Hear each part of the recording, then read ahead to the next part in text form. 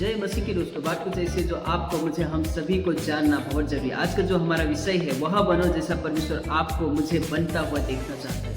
कई बार हमारा परिवार बोले क्या बेटा ये बन जाओ, बेटा वो बन जाओ, ऐसा करो वैसा करो।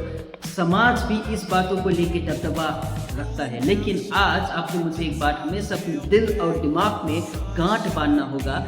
वह बनो जैसा परमेश्वर आपको मुझे बनता हुआ देखना चाहता है। एक युवा के जीवन में 3 प्रश्न बहुत ज्यादा और बहुत तेजी से बढ़ रहा है। आज मैं कौन हूँ, पहला प्रश्न। दूसरा प्रश्न कहता है मुझे क्या करना है, मैं क्या करूँगा।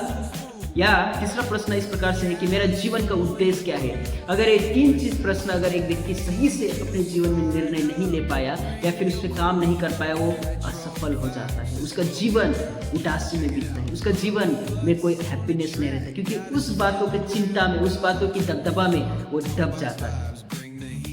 इफिसियों की किताब 2:10 कहता है कि तुम परमेश्वर की कारीगरी हो। उसने बहुत खूबसूरत तरीके से परमेश्वर ने आपको, मुझे, हम सबको बनाया है। वह जानता है अपना बेटा, अपना बेटी को किस उद्देश्य में चलाना है, उनको क्या बनता हुआ देखता है, वो क्या बनता हुआ बनाना चाहता है। ये सारी चीज़ों को अगर आप ध्यानपूर्वक अगर वचन को पढ़ेंगे, परमेश्वर की योजना, परमेश्वर की बातों को आप गंभीर तरीके से जान सकते हैं। पहला आपका और मेरा जिम्मेदारी होना चाहिए मसीह में अपना पहचान को ढूंढना। मसीह में अपनी पहचान क्या है। आज आप और मैं परमेश्वर के नज़र में बहुमूल्य हैं। उसने, परमेश्वर ने जिस प्रकार से आपको, मुझे अपने स्वरूप में बनाया है, उसके नज़र में हम बहुमूल्य हैं। आज संसार के लोगों का देखने का नज़रिया क्या है।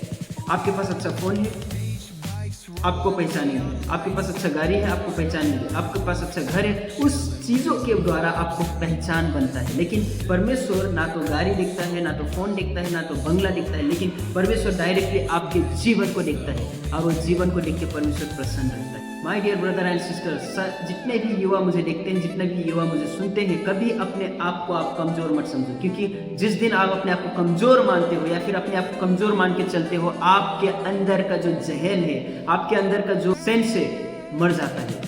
कभी भी आपको अपने गंभीरता को, अपनी सेंस को मरने नहीं देना है। यीशु मसीह ने आपको, मुझे यूं ही नहीं बना दिया। उसके पास कुछ काम नहीं था इसलिए नहीं, उसके पास बहुत सारा काम है, लेकिन आपको, मुझे अपने स्वरूप में बनाया ताकि आपके लिए परमेश्वर के पास एक बहुत अच्छा योजना है।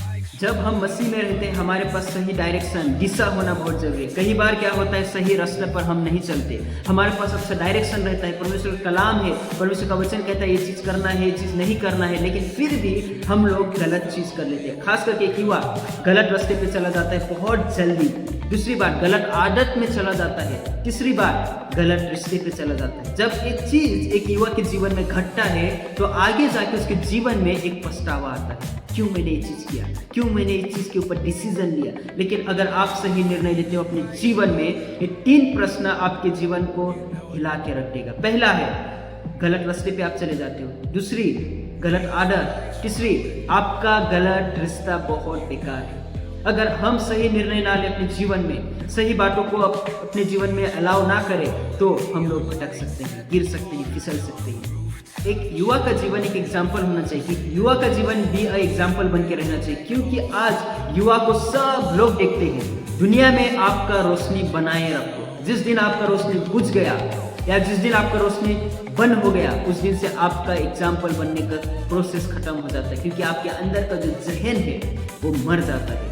लेकिन आपके अपने जहन को कभी मरने नहीं देना है, क्योंकि कोई तेरी जवानी को तुच्छ ना समझ पाए, पर विश्वास के लिए आदर्श बन जा। पहला तीमुथियुस की किताब 4:12 इस प्रकार से परमेश्वर का वचन कहता है, युवा सिर्फ भविष्य के लिए नहीं, लेकिन भविष्य में जो होने वाला है उसका एग्जाम्पल बन के रहना है, दूसरों के लिए एक नमूना बनना है। अगर एक चीज़ के ऊपर हम मनन करते हैं, तो परमेश्वर बहुताई से हमें लीड करते हैं, चलाते हैं, सिखाते हैं और अद्भुत रीति से हमें आगे बढ़ाते हैं।